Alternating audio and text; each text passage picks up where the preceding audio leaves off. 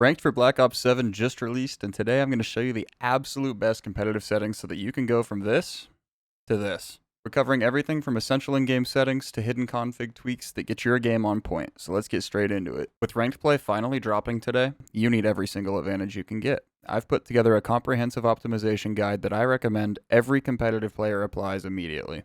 We're going to move through this in a specific order, starting with the in-game settings to establish a baseline, and then moving to the config files for those hidden changes, followed by essential Windows optimizations, and finally, a specific driver install method that drastically reduces system latency. First thing we're going to do is boot the game up and head to the graphics menu. Under the display tab, your display mode should be set to full screen exclusive. Do not use borderless. Full screen exclusive gives the game full control over the display, ensuring the lowest possible input lag. Next up, we're going to check your refresh rate. Sometimes after an update, this resets to 60 Hz. Make sure it matches your monitor's maximum capability, and move on. Next, we're going to go to Nvidia Reflex and make sure it's turned on. If you're CPU bound like me, you're going to want this to be turned on plus boost. When it comes to frame rate limits, I like to leave mine on unlimited. Some prefer to cap this for if they're streaming or etc., but for pure performance, leave this uncapped. Clicking over to the quality tab, we're going to go ahead and set your graphic preset to custom. Scroll down a bit, and for upscaling, if you have an Nvidia GPU, set this to DLSS. Open the dropdown and change the preset to performance. Set the sharpness to 100 and the model to transformer. If you do not have an Nvidia card, I recommend Fidelity FX CAS and set the strength to between 50 and 70. It won't give you a boost to frames, but it does give you some sharpness. Next, ensure that AMD frame generation is turned off. In no case should this be on. It adds an ungodly amount of input delay. And go ahead and set your VRAM scale target to 90. If you experience stuttering issues, you can try turning this down, but that is rare. For the rest of the visual settings, such as shadow quality, volumetric quality, and global illumination, turn these to the lowest possible setting or off, specifically ensuring that screen space reflections and ambient occlusion are disabled. These create visual noise and shadows that enemies can hide in, and we want a flat, clear image. Heading to the View tab, FOV is personal, but the competitive standard is 100 to 105. Next, your ADS field of view should be set to Affected. This pushes the gun model away when you aim your sights, effectively reducing visual recoil. And weapon field of view should be set to wide. This makes your weapon model appear smaller, blocking less of your peripheral vision. Finally, we want to ensure that both world motion blur and weapon motion blur are toggled off. Also turning down the first person and third person camera movement settings to the least 50% setting. This reduces view bobbing and makes it much easier to see your target and continue to track them. Finally, jumping over to audio, set your gameplay music and cinematic music to 0, and your dialogue and effects up to 100. Ensure that your game sound device is set properly, and change your audio mix to Sucker Punch. Finally, enable asymmetrical hearing compensation, and head to Configure Frequency Intensity.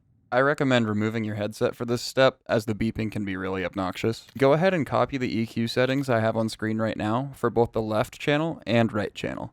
This will help to bring footstep noises to the foreground by reducing frequencies not related to them. Inside of the Interface tab, if you would like an FPS counter and the ability to see server latency, feel free to enable those here. Then head over to Readability up top and find Color Customization. Scroll down and set your color filter to Filter 2, the filter target to Both, and crank both sliders to 100. This will increase visual vibrance, making it easier to identify targets. Next, inside the Gameplay HUD tab, find your HUD bounds and shrink them as far into the center of your screen as possible. This makes visually checking your radar easier and creates less eye strain in the long term. Also, enable minimap rotation to make it easier to distinguish where others are. Finally, scroll down to crosshair lines and set these to static and set line spread to off. Do the same for the crosshair dot and feel free to change the scale if you would like it bigger. Finally, set a vibrant color that won't blend in with map elements for your crosshair. This will make target acquisition much easier.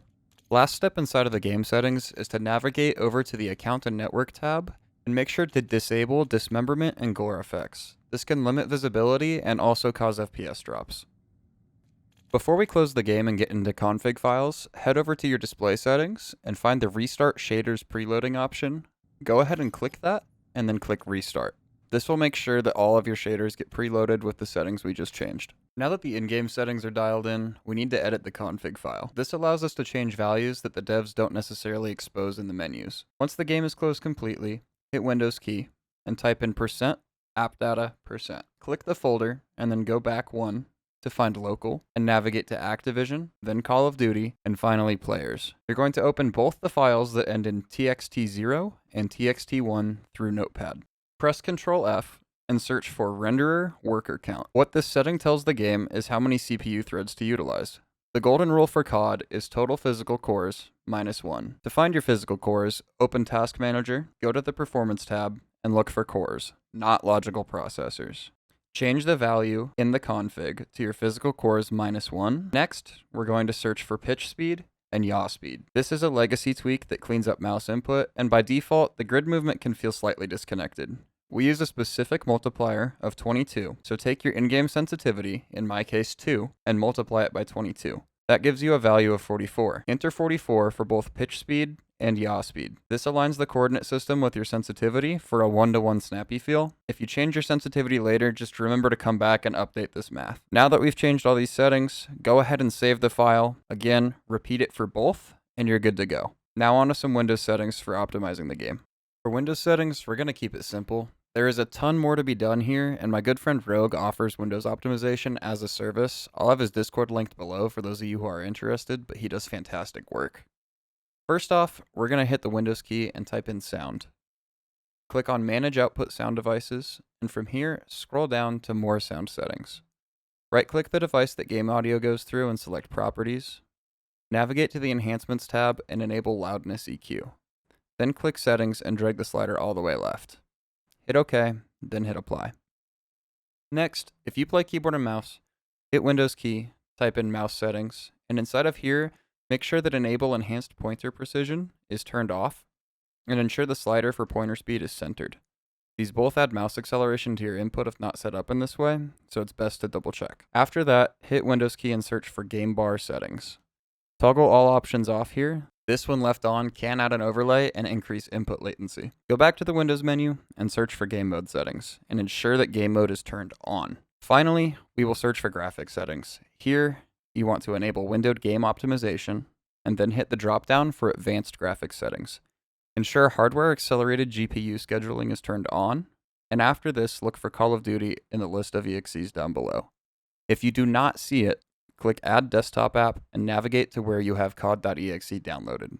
Once added to this list, hit the drop-down and set the first option to High Performance and enable Windowed Optimizations for games. That's it for our Windows Settings section. Now on to installing the proper GPU driver.